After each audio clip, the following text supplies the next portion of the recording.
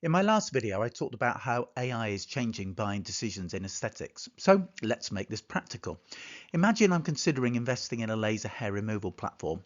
Before I even speak to a supplier, this is exactly how I now use AI to think through that decision.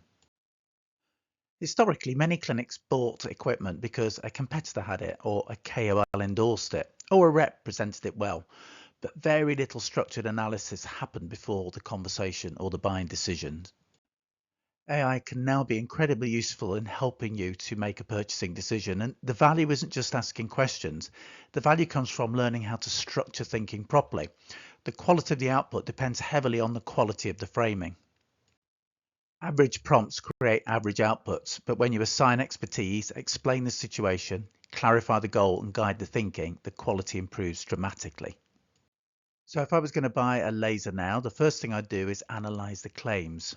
Every platform, of course, sounds impressive, but AI allows me to quickly challenge what's evidence-based, what's exaggerated, and what's simply marketing language.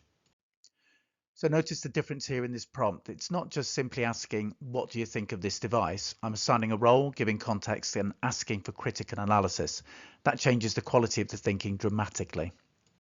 Next, I'd look at the published evidence itself behind the platform. Not just are there studies, but really how strong they are and how they compare to other devices in terms of efficacy and safety. So AI helps simplify and structure information that most clinic owners simply don't have time to analyze deeply. The financials and analyzing them properly are, of course, a really important part of the decision-making process, because a platform can work clinically but still be a poor commercial decision for your particular clinic. And again, notice the framing. I'm asking AI to think conservatively and commercially, not optimistically. That produces much more useful outputs. So only when I've done this research would I arrange an appointment to speak to the supplier. But now the dynamic changes completely. You're informed, prepared, and thinking independently. And again, this is where AI becomes a real strategic advantage, not because it replaces expertise, but because it improves the quality of your thinking.